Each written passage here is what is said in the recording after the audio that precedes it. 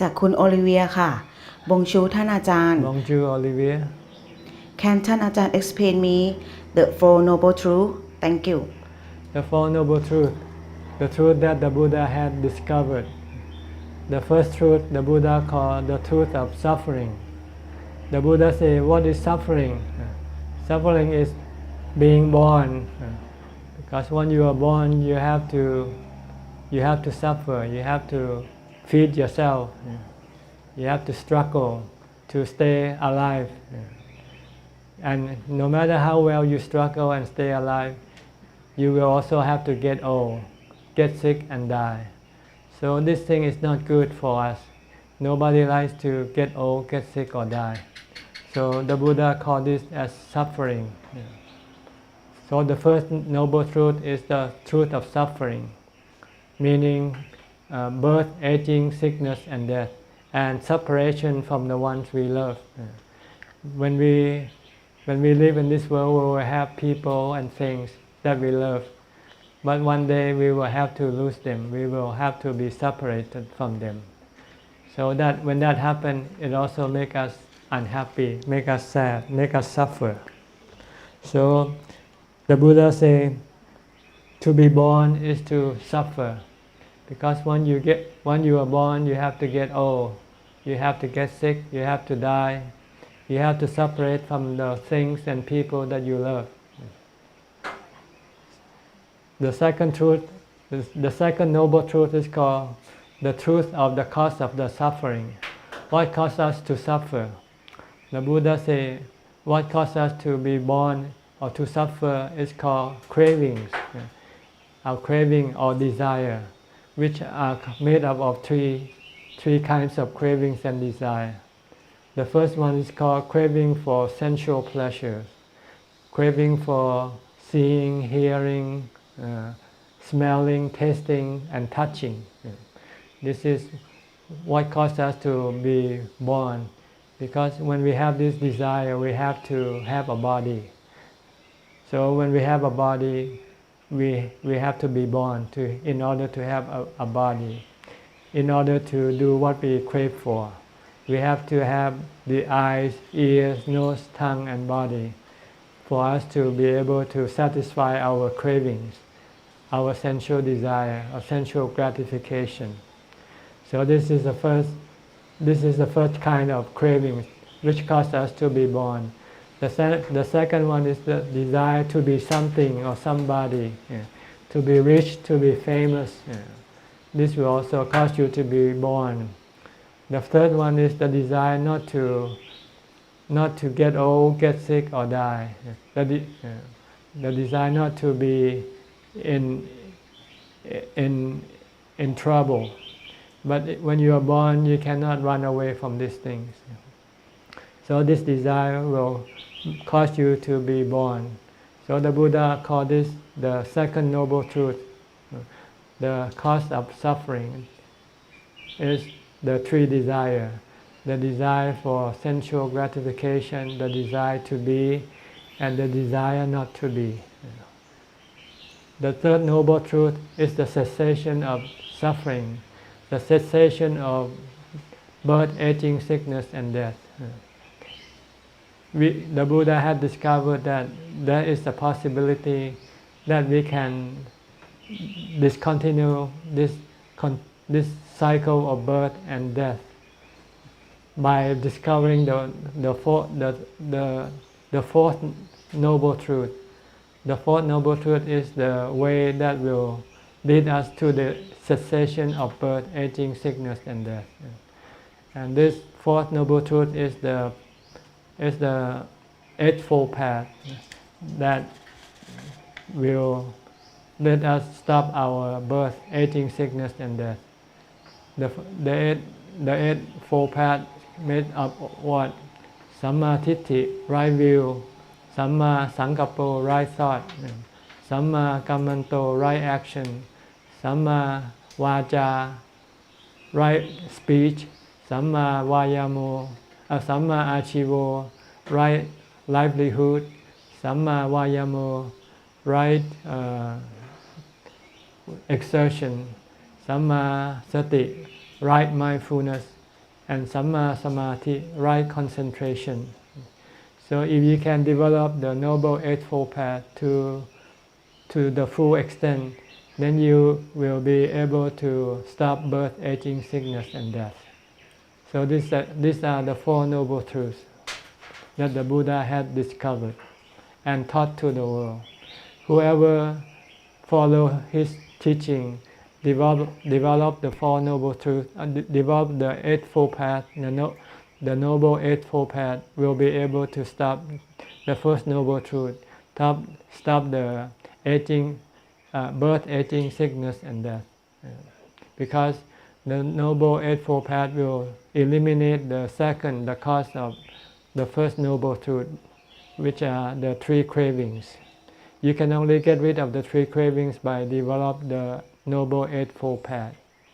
Once you have the Noble Eightfold Path, you can eliminate the three cravings. Once you have eliminated the three cravings, then you will have the cessation of suffering, the total cessation of suffering, which is the Third Noble Truth. Okay. How are you doing? I'm good. How are you? Good to see you. Haven't seen you in a long time. You working now? Just meditating. I'm meditating mostly. Okay, good.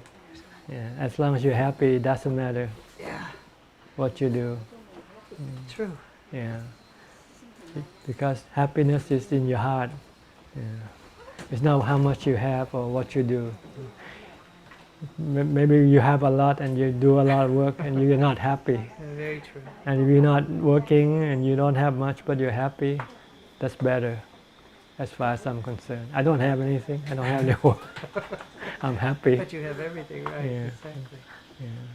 And So- your health, you sound better before Yeah. you were sick, No, it's like this. I still have phlegm. just from talking. But yeah, from time to time, but it's no problem. Yeah. Well, that's good. Yeah.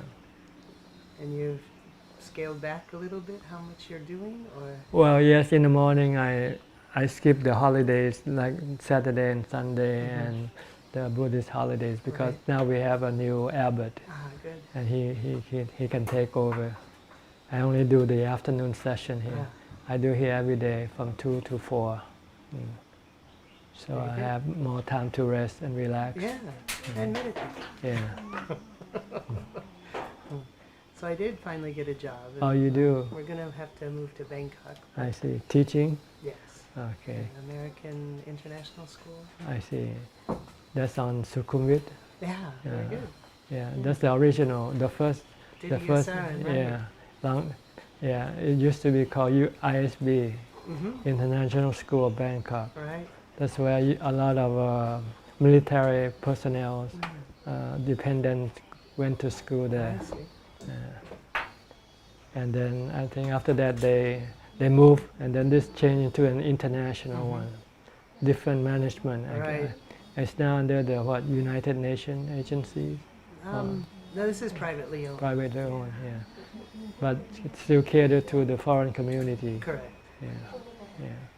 But my school is mostly Thai people. All Thai people now, Yeah. I It's a see. refreshing change. Yeah, I think because Thai now realize the importance of learning English. And a And- good education. Yeah, they don't have to go overseas now. Right, They right. have all the good international school here. Sure. So they can stay close at home and learn English.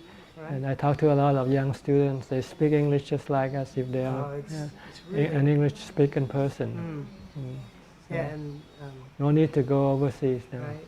When we moved here in 2000, people were afraid of foreigner students, and not so much anymore. Yeah, they So understand. that's changed, right? Yeah. When I went to school, I also went to international school, and people didn't understand why I went to this school. Right. Because this school, once you graduate, you cannot enter What do you you cannot enter university in Thailand Right. because it's not accredited. Mm. They say we're crazy, you know. But you ended up in America. Yeah, that's the only place to go if you want to have further education. Right. Because you cannot enter into the local universities. Mhm. They don't accept you because the school is not accredited. But it's accredited to the school in the States. Or, I send application rest and of the they world. and they send you They give admission right away. Right. Yeah. So that's why I had to go to the States. You had to. It was part of your journey. Yeah. Yeah. Oh, that's good. Okay. So that's how I got to meet you. So if you didn't go there, I wouldn't. One. have met you. Yeah. All right. Well, it's All good right. to see you. Oh, yes. I'll be in Bangkok, coming home on the weekend, so I don't Okay. know how much else. You still going to keep the house here, or you? I think so. Okay. Good. So you'll be coming back from time to Yeah. time. All right. Are your family moving with you, or no? Just you? Just me right now. So Okay. it's kind of difficult. And your son is okay? He's in Bangkok, so He's it's in- okay. You working, or he's still studying? He's still at Webster University. Webster. Okay. All right. Good. Oh, All right. it's great to see you. Thank you for coming by. Oh, thank you. มีคำถามจากชาวต่างชาติครับ ชื่ออะไร ไมเคิลเบิร์ต Hi, Michael Bird from England.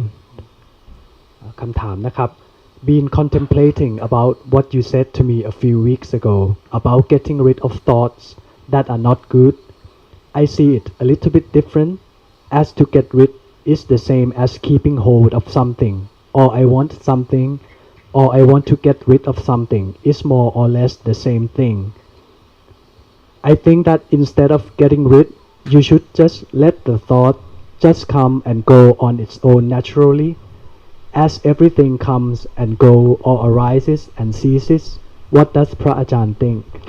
If you cannot be swayed by what you think, is okay.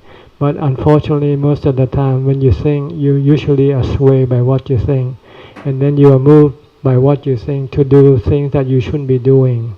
So the best thing is to not let it happen better. When you have bad thought, you should use counter thought like a mantra to stop it. Like, I want to go, I have a drink. If you can just let it arise and cease, then there's no problem. But if it keeps coming back again and again, I want to have a drink, I want to have a drink, eventually you will not be able to resist that thought to have a drink. See.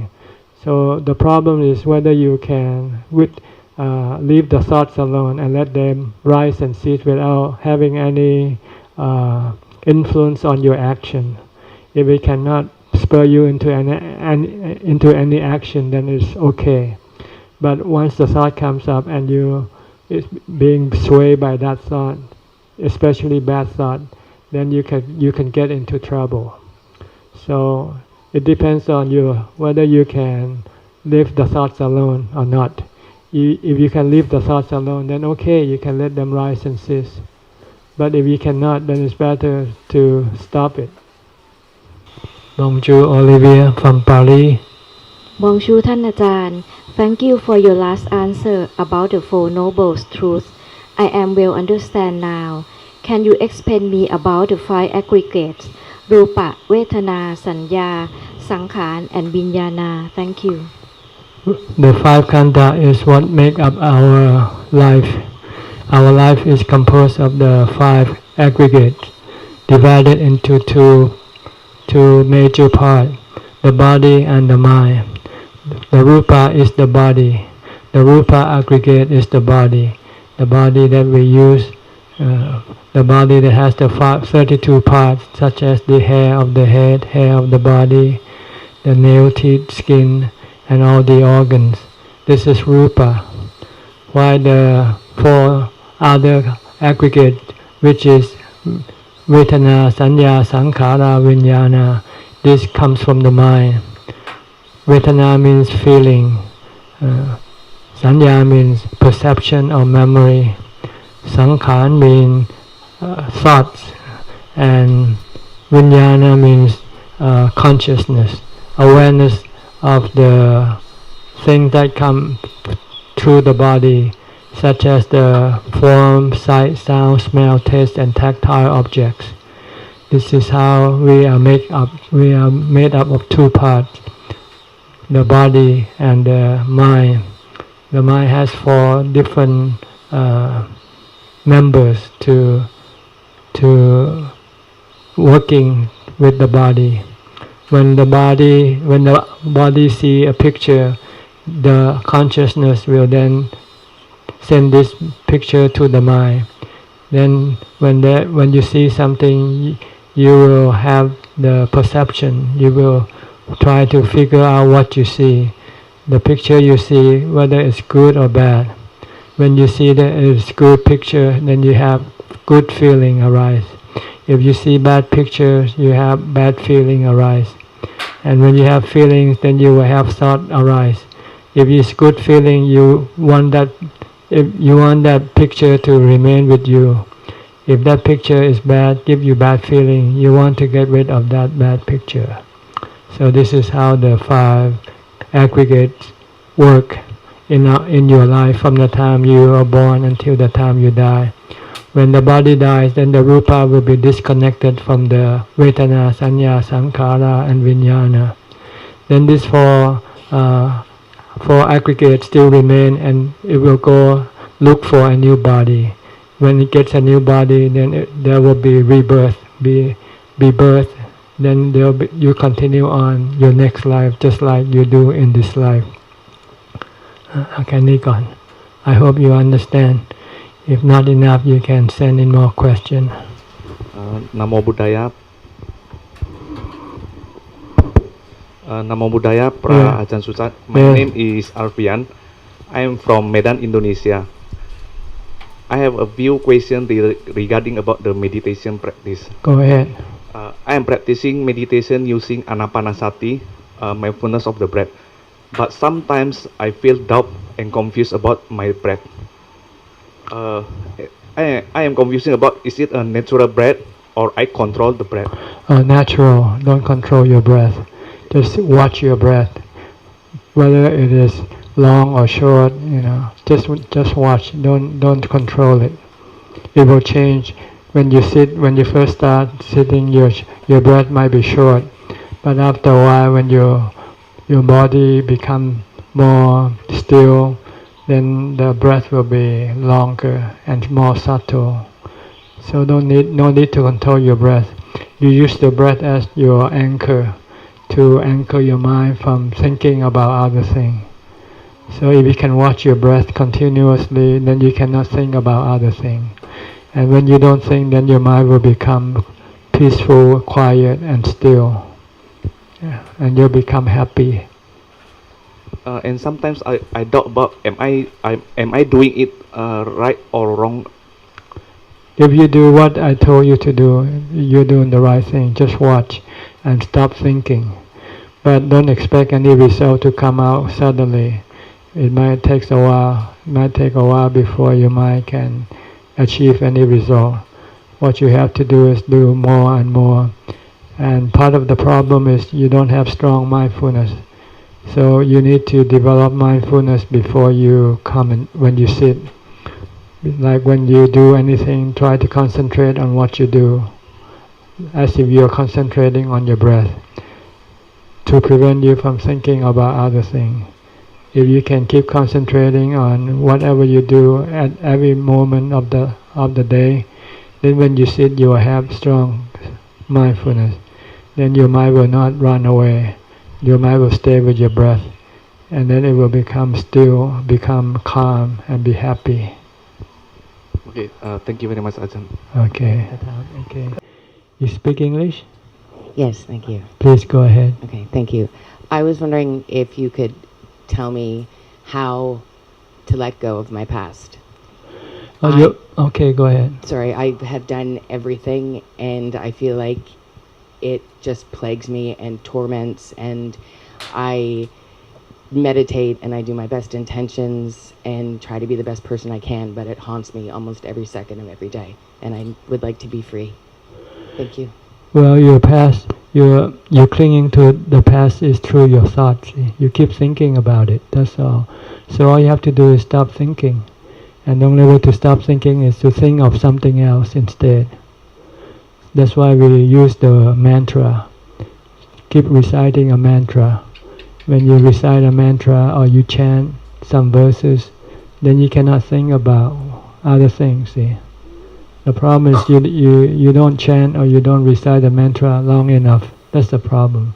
So if you stick to your mantra or stick to your chant, then you cannot think about this and that.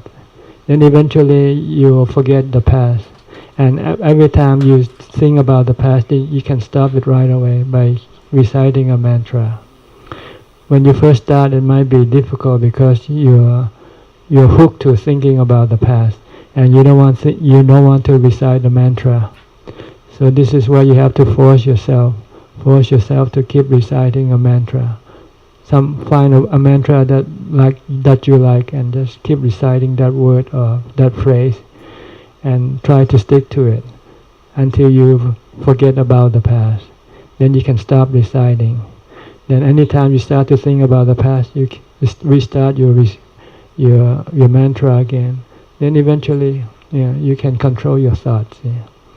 So what you need now is to be forceful with your mantra or your chant. Try to stick with it. Think of it as a medicine for your mind, to kill your mind from this sickness of clinging to the past. So you have to keep taking the medicine, keep reciting the mantra. Okay? And what also helps is to stay away from those things that might associate you to the past. Pictures or things or people. If you can avoid them, if you can isolate yourself from those things, then they will not initiate your thought of the past. Like you coming here into a new environment, you're dealing with new people, then you don't have time to think about the past. And if you should think about the past, then try to recite a mantra. The easiest way is to recite a mantra, but it's also the hardest thing to do. Okay? Alright. Or you can recite, stop thinking, stop, don't think. Just tell yourself that. Just not telling it not enough, it doesn't believe you. You have to keep reciting it. The only way to stop it is to keep reciting something to replace what you think. Once you can replace what you think, then those thoughts will go away. And if they come back, you can always get rid of them with the mantra. Okay? Alright. Anything else? Alright. Have you read some of my books in English? Okay. We have on YouTube also Dhamma in English, which are the recording or the Dhamma talks in English. You can go and watch if you like. Okay, it's called Dhamma in English. Okay.